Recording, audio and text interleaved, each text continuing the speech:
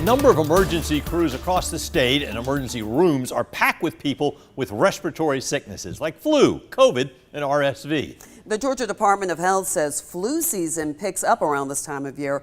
As of January 25th, DPH reported 25 flu-related deaths and more than 2,000 hospitalizations. Ellie Milliken went to Fairview Park Hospital in Dublin, where they say you actually have the power to cut down your chances of getting sick.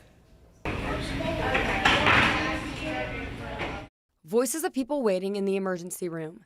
In the past few weeks, sick patients packed the Fairview Park ER. The common denominator, flu A. Then we got dangerously close to running out of flu swabs one day because we had so many. We've seen just a really big spike in general. I mean, I think we're up around 10% from last year, but if you go back 2 years, we're seeing about a threefold increase in flu cases. Emergency medicine physician Drew Johnson says that really big spike is traced to weak immune systems, the vaccine not being as effective this year, and people spreading germs.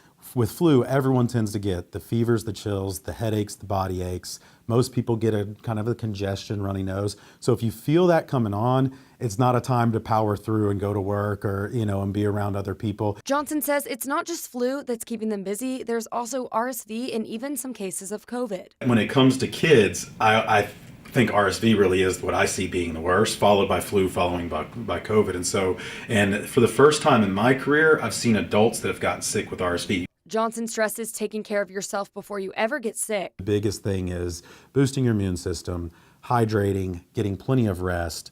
And so it's not something that I tell people that you have to. Now, especially with your kids, if they're not eating and they're not drinking. Johnson says the ER is open 24 hours and always willing to help. But if you do get the flu, expect to deal with it for about 7 days. In Dublin, Ellie Milliken, 13 WMAZ News. Now, to prevent yourself and others from getting sick, Johnson says to cover your mouth when coughing and wash your hands frequently for around 30 seconds each time.